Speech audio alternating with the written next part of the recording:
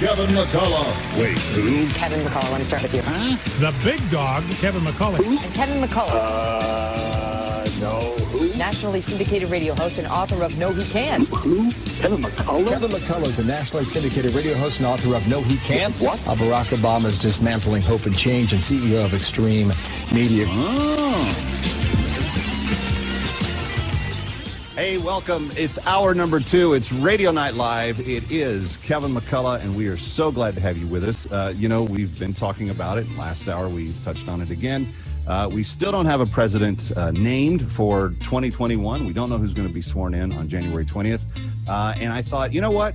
Just before the election, we had A.J. Catsimatidis, the chairman of the Manhattan Republicans, and we had the fashionable Democrat, Skye Ostreicher, join us. And I thought, how cool would it be just, 2.5 weeks later to turn around and talk to him again in light of the aftermath of the election that we had just discussed. So joining me now, she is an executive with the Red Apple Group out of New York City. And that is a group of companies that also owns some radio outlets like the world famous WABC AM 770. A.J. Catsimatidis, welcome back. Good to see you.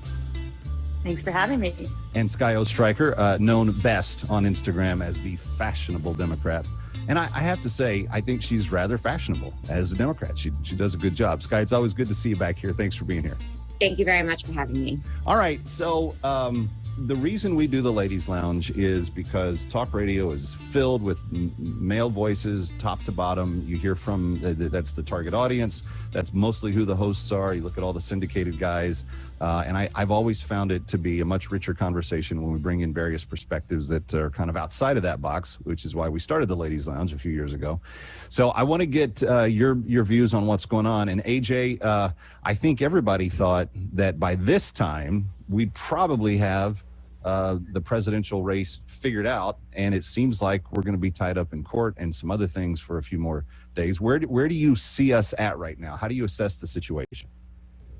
Yeah, unfortunately, I don't see this being over for a while. And a lot of people forget that the media does not decide who the next president is. The Electoral College has to meet first before deciding on who's going to be the president-elect. So technically, Joe Biden really isn't the president-elect until the Electoral College meets. And I think, as you can see, a lot of evidence has been come to light the past few days, and a lot more will be coming out. And I think the American people think this is very fishy, and hopefully we can get to the bottom of this. There's going to be a lot of legal challenges, so I don't think we're going to know for quite some time who the president is going to be. Yeah, I think they've already filed something like 27 lawsuits, which 25 of them have not gone anywhere. We will see where this next round. But Skye, let me not taint the conversation much. Let me just ask you your opinion about where we are. I'm sure you disagree with AJ. I'm sure that you believe that we do have a president-elect. Yes, I do. I believe that we do have a president-elect in Joe Biden. However, although I don't agree with the Trump administration and what they're doing with the lawsuits, I do acknowledge his point of view.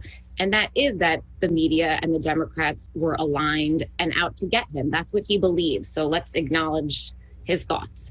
And with the way that we've voted during COVID with the different ballot system, I understand his heightened suspicion that we're out to get him and he may supersede this. However, it is dangerous, I believe, for someone like Rudy Giuliani to come out in the media and say that the Democrats were manufacturing ballots and plant these ideas in people's heads, because that divides our country.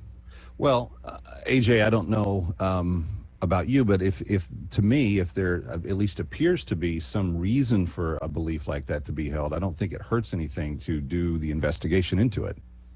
Absolutely. I think that it should be investigated. And for me, at least, it's very fishy because this election cycle, we did really well in Manhattan. The Manhattan Republican Party did better than it has in 18 years. 18 years. Congratulations. So if we're doing that well, thank you. If we're doing that well in liberal Manhattan, that's 7-1 Democrat, I have a really hard time believing that we're losing Michigan and Wisconsin. And the way that those votes showed up so late in the night just seems really fishy. And I think we have an obligation to look into this because the implications are so great. If an election has been rigged, I mean, then we lose democracy, and what's stopping us from ending up like Venezuela or Cuba, and then we'll never have a democratic election again. And that is very scary, whether you're a Democrat or Republican, to lose your form of democracy and give the government that much control. Yeah. By the way, for those of you just joining us, these two ladies are very good friends with each other. So even though they may disagree, I just want to put that out there, that one of the reasons I like having them on is because they are respectful in their disagreement. Skye, let me touch on something that AJ just brought up, which is the statistical anomalies of this race. And they're pretty, I mean, I think from an objective standpoint, and my listeners know that I supported the president, but I want a transparent outcome to the election, regardless of who becomes president, because then I just think the American people have confidence that the system isn't broken or there's not some fundamental flaw in it.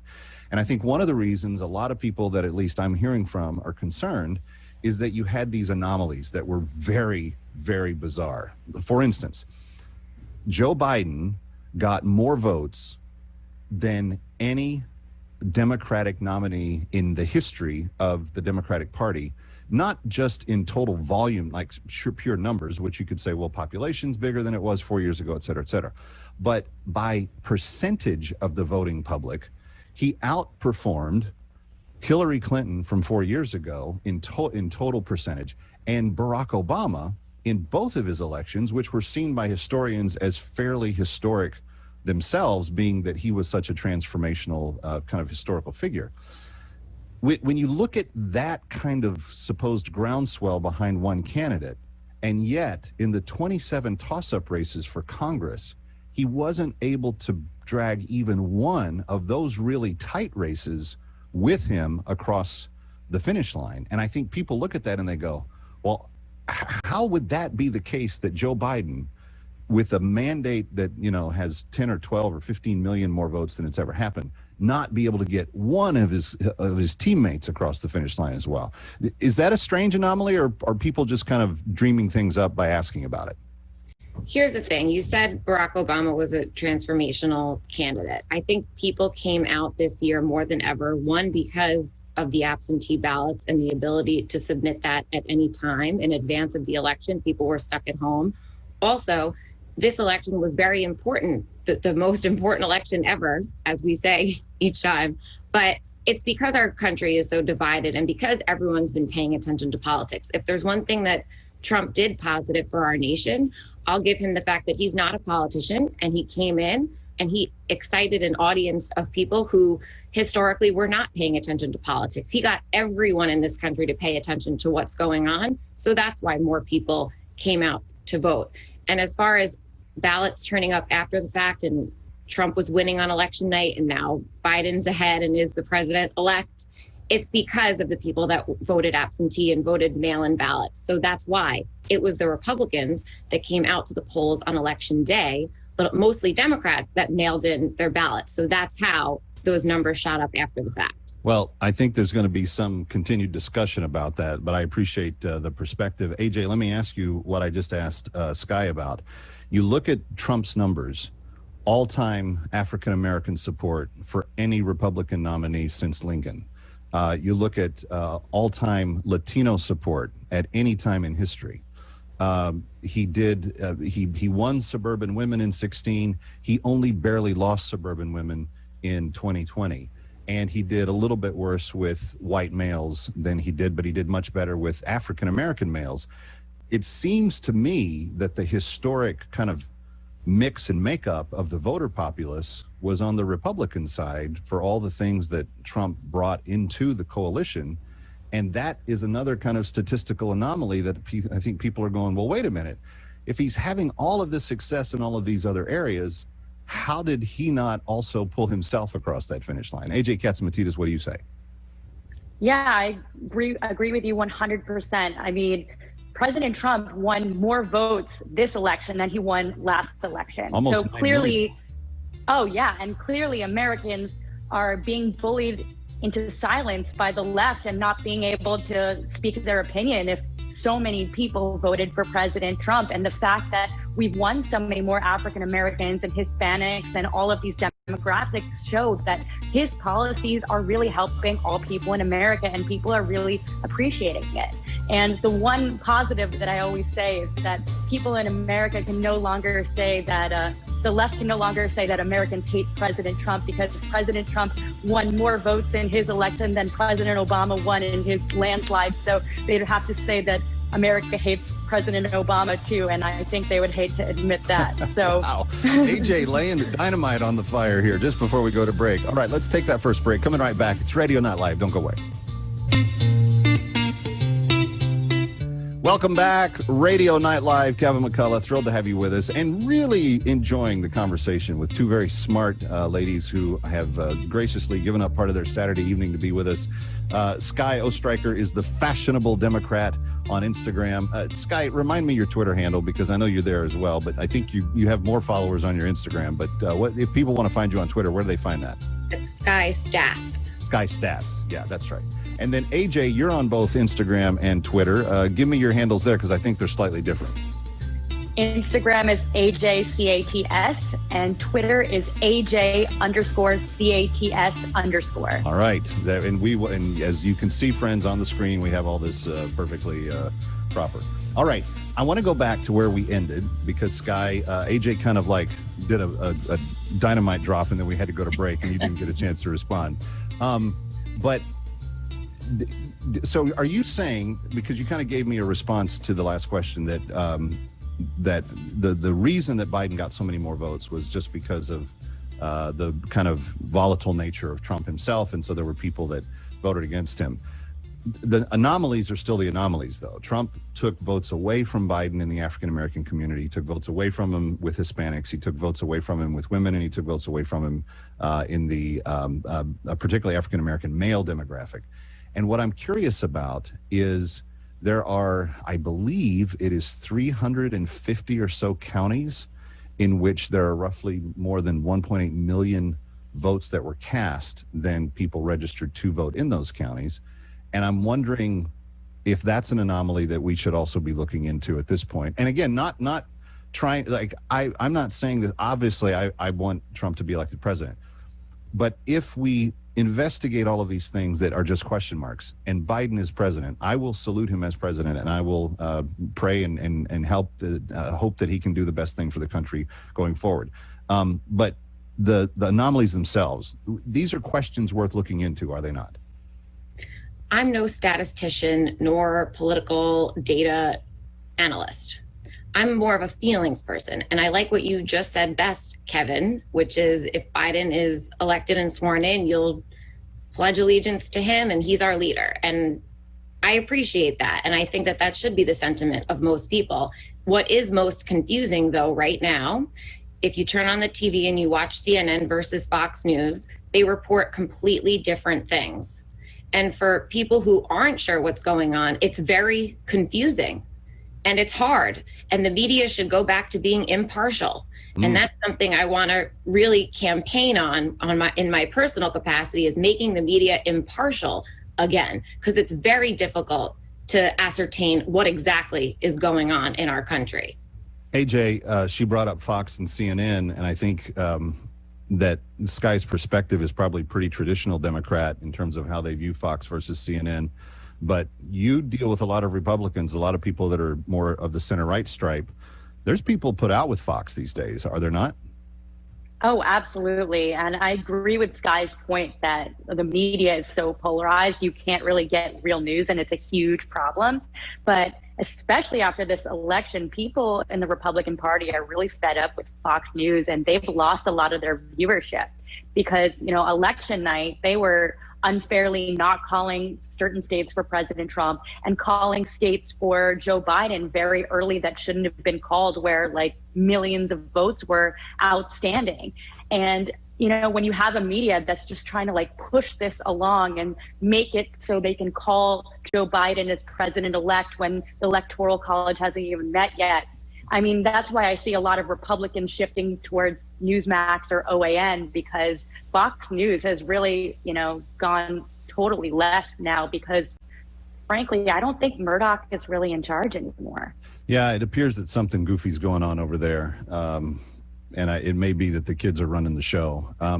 But that aside, I have to agree with both of you. I think that we need much more fact-driven reporting. And I'm not against, number one, opinion-driven shows. I mean, I do opinion-driven media every day, and I think that if there's a marketplace for it and there's an audience for it, then it should be allowed to survive and do what it needs to do. But when it comes to the straight news reporting, I want just the facts, just the figures. I want the straight skinny on what's going down.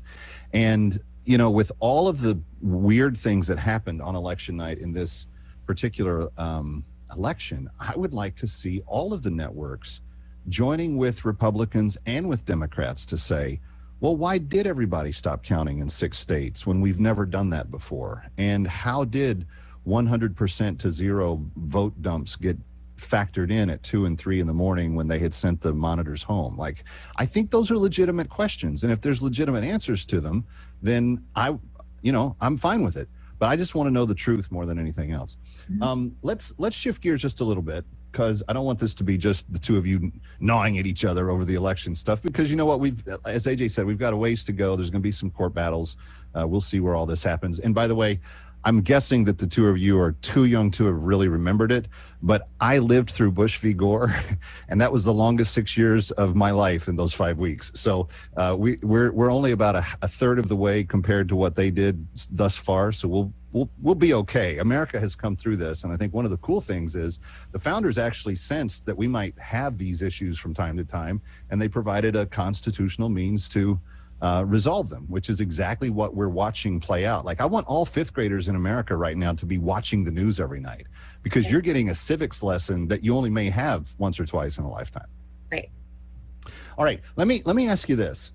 You both had a pretty good election night. AJ, the Manhattan Republicans did really well, better than they've done in quite some time. And Skye, of course, you guys are claiming the White House, and it was, a big celebration there.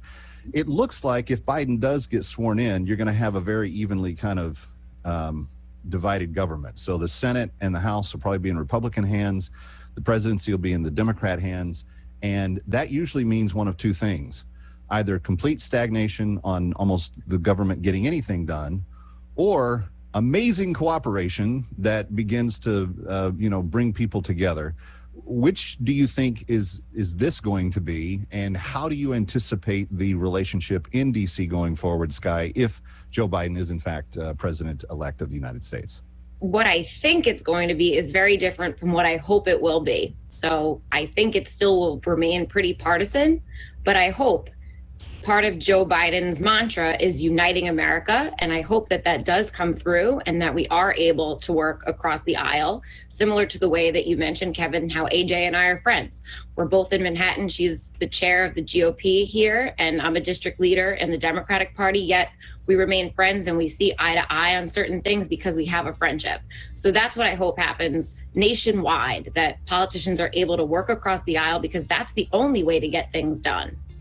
AJ, same question to you. And what are you anticipating? What are you expecting of Mitch McConnell and Kevin McCarthy if the House, and I misspoke, the House won't be in Republican hands. It will still be in Nancy Pelosi's leadership, but she's going to have the tightest margin to work with. So there's really a balance of power. Like, it's going to be, those two branches, the executive and the legislative, are going to be, no one's going to have the ability to run roughshod over anybody else. So AJ, in that environment, what are you hoping to see from Washington if Joe Biden is sworn in as president under these circumstances? And because we still have the Senate, I think because the country is so divided, things are going to be locked. And I think that Republicans are going to try the best they can to preserve the policies that President Trump put in place if President Trump isn't still in the White House next year. That's an interesting point to end on for this segment, and I'm glad to be able to spend this time with two really smart people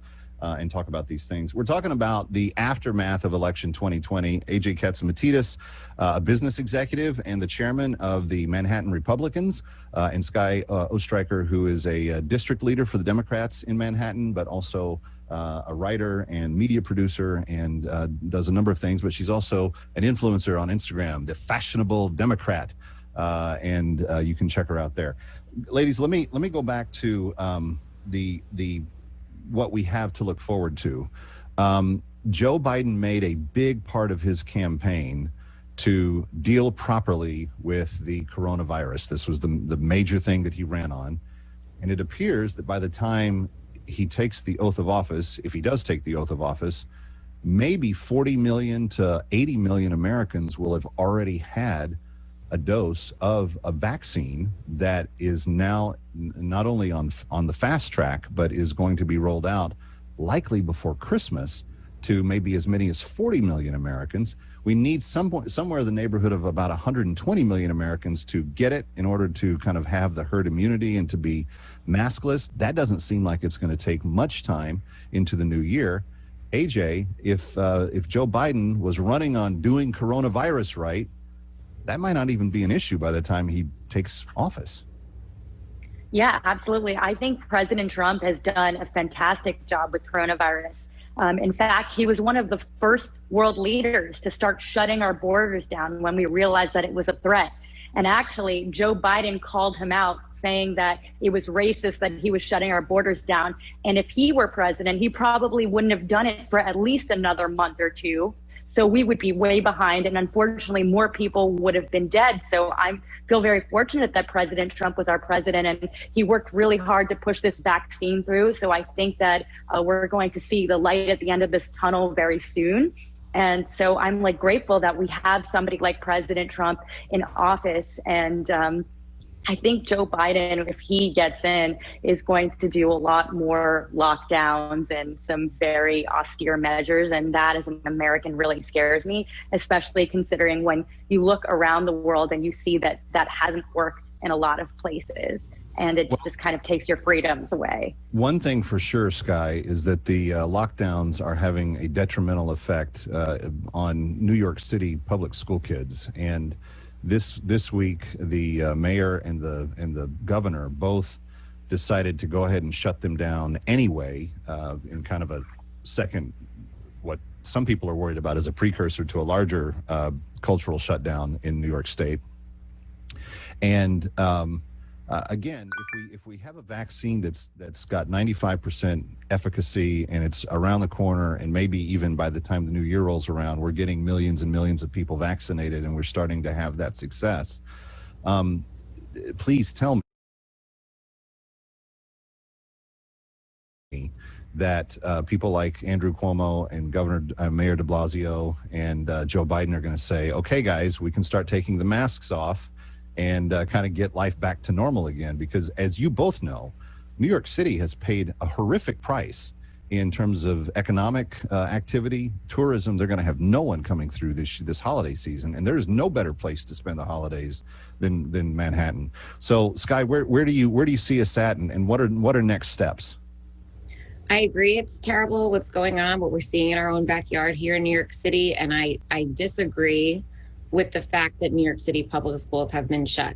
I'm neither a parent nor a teacher, but I've spoken with enough parents and teachers that are on the same side of things here, which is against the mayor's decision to shut down public schools. And that's not a partisan issue, because the people that you're talking to are likely Democrats. Correct. It's not a partisan issue. It's just for the sake of children. And look, the businesses are suffering here. That's no secret. The fact that we have a 10 p.m. curfew at restaurants, I don't know what exactly that does. I mean, I guess it's to prevent people from congregating at bars late at night. But I think that what you're saying, I don't think we're going to have a vaccine and it's all going to be ready by January. I think this is going to go well into next year. We're going to be still wearing masks as part of a cultural experience. I don't think people are going to be running out to get the vaccine first. Would you get online for the vaccine very first in line? Well, they're going to give it to the most vulnerable first. So those first 40 million doses are going to go to nursing homes, first responders, the people that are kind of at the tip of the spear. But they are, I mean, that's 40 million that just Pfizer's going to have. They just made that announcement yesterday. Moderna is expected early next week to announce another 20 to 80 million doses that they're going to have available. I mean, you start adding up the numbers, it's not going to be very many that they're going to need in a very long period of time. Look, I think that Trump, remember, initially he thought we would be over this by Easter. Remember, back in the day? Okay, now you're not playing nice, Skye, because this isn't the president saying this. This is the pharmaceuticals saying it. And what do we know about drug companies? Okay. President Trump is fighting the drug companies. All He's right, getting all right. lower drug prices. Yeah. On that stick of dynamite, we got to take our last break, and then we're conversation. They are very good friends, but they disagree, and I think there's some things that we can talk about that we actually do all agree on. Thanksgiving is next week, and like a lot of people, the McCullough clan is going to have some relatives coming in to see us. Guys, I just heard yesterday from a family that has a child in an independent living facility. This is in the tri-state area. And they, of course, want him to be able to come home for the holiday celebration and so forth, even though he doesn't live in the house. He's independent and can live outside. And they were told that if they allow him to come, that when he goes back to the facility, he has to remain quarantined for 14 days in his room. And it's giving them a quandary. Is it kind of us to have him home for the one day if he's then quarantined for the 14 days following that? I mean, this is a weird day that we're living in, and these are some tough choices, but we've all heard about 10 and no more for Thanksgiving. AJ, your family has a huge Thanksgiving tradition. I don't know what your parents are doing this year, but they normally like have 50 or 60 people for Thanksgiving dinner. So how do we handle it? What are we going to do? Let's start with AJ. Yeah, I mean, we usually have a big Thanksgiving dinner, and it's fun because we're so thankful for everything we have. We're thankful for living in the United States of America, for our health, and it's a day to celebrate that and be with family, and it's so meaningful to us. But this year, we are just going to have a small Thanksgiving with my family, and it's going to be a nice change of scenery. We love being together, very close family, and we can still be thankful. And my mom is a great cook, so I'm sure we'll have a great time regardless. I can attest to that, by the way. I've eaten Lady Catsimatidis' cooking, and she is quite good. Skye, what do you think? They were even joking about this in the newspaper where they had Andrew Cuomo like peering in through the window to see if you had more than 10 people. He was counting the number of people inside the house. Yes, those stickers. I ordered 3 of them online. Are you going to put them up? Or like your guests can actually see them? Of course I'm going to put them up. I think it's fun. And, and I love our Governor Cuomo, and I think it's fun to have him peering in the window. But as far as, this Thanksgiving, yes, it's going to be different than any other Thanksgiving we've had. And it's sad to not be able to get the whole family together. But at the same time, we're in the middle of a pandemic. And this isn't the only holiday this year that's been ruined. Don't forget about Mother's Day, Father's Day, 4th of July, all the big celebrations that we typically have. We've missed out on basically a whole year. This is going on 9 months of different birthdays and celebrations, weddings, like every sort of occasion. So we're just in a different time, and we have to abide by the rules, wear a mask, and so on in order to get over this. Okay, let's change this up a little bit. Favorite Thanksgiving food, Skye, go. The turkey, of course. Just plain old turkey? Yeah. All right. Protein. AJ, what's the number one side dish for Thanksgiving? Mashed potatoes. Now, what is your mom's secret to her mashed potatoes? Lots of butter. There you go. Of course, I can't eat butter anymore, so I have to do the Sorry, low-fat Mom. thing. But yeah, well, that's pretty true. Okay, cranberry sauce, the congealed stuff, the homemade stuff that's blanched and then added sugar with a little bit of orange juice and that kind of stuff. The really fresh stuff, or some other variety of it. Which cranberries are the appropriate cranberries, AJ? Definitely the stuff with the cranberries in it. Like, you don't want like a mess of just like, you can't tell what it is. But Skye, I think AJ just broke a ton of people's hearts because I don't know, when I was a kid, seeing that gel that came out of the can and was just like in those perfect round slices of cranberry sauce, that was always like something that it actually helped me get through the turkey because I wasn't a big turkey fan when I was a kid. Well, I make cranberry sauce fresh. I buy a bag of cranberries and I simmer them, and then they burst in the pan. And you're supposed to add a lot of sugar. I only add a little bit of sugar because I like to keep it tart. And then I add some mandarin orange slices. It comes out really nice, like a tart cranberry. You're going to put this sauce. on the Fashionable Democrat Instagram feed? I don't do cooking there, but I guess I could. I mean, I've been you could cooking just a lot. show the beautiful end product and then, have the recipe listed underneath it. I guess I could. I'm going to have to get your recipe if you don't put it up. That's it. Is there a traditional cocktail that goes best for Thanksgiving for both Republicans and Democrats? AJ? I don't know. I don't think there's really a traditional cocktail. I mean, it just depends on how divided your family is, how much you're going to drink, whether you go for the hard stuff or like the wine. I was actually talking to a restaurateur on Sunday, and she said that the election night, they had sold almost twice as much alcohol as they normally did, and she was like, we couldn't tell if it was for celebration or mourning, but it was a lot in that final week. Skye, you do any cocktails for Thanksgiving? I stick to the strong stuff. I think that's what it takes. Family time is hard, and that's what the fat Jew put out, his bottle of wine. It's called Family Time is Hard Pinot Grigio. So I brought that last year, and maybe. Oh wait. You're not being derogatory towards someone. He's called the Fat Jew. The Fat Jew. Yes. Great. That's wine. That's called Family Time is Hard. Family Time is hard. All right. Well, and which is better, Thanksgiving or Christmas, or the later holiday?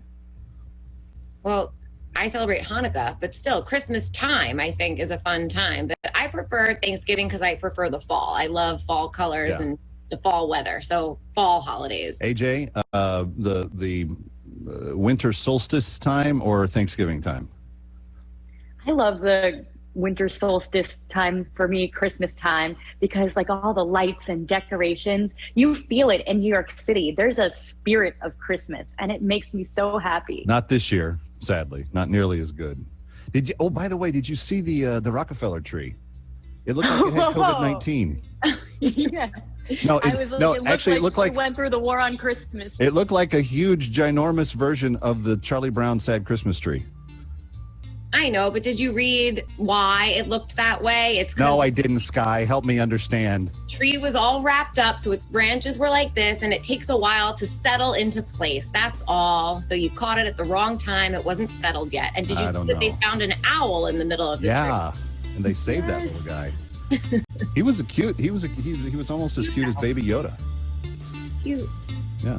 All right. Well, I guess we've exhausted for me personally, Thanksgiving, because there's no commercialism attached to it. It's just a day of being with family and just saying thank you, and that's personally something I don't think we do enough of in society. If we said thank you more often, I think we'd have a better world. But that's another topic for another time. Ladies, you've been great. Thank you for coming to the Ladies Lounge again. And when we do have a president, when we finally have a new president, maybe we can come back and argue about that some more. Thank you. So Thank you, Skye. years. Thank you, AJ. Thank you.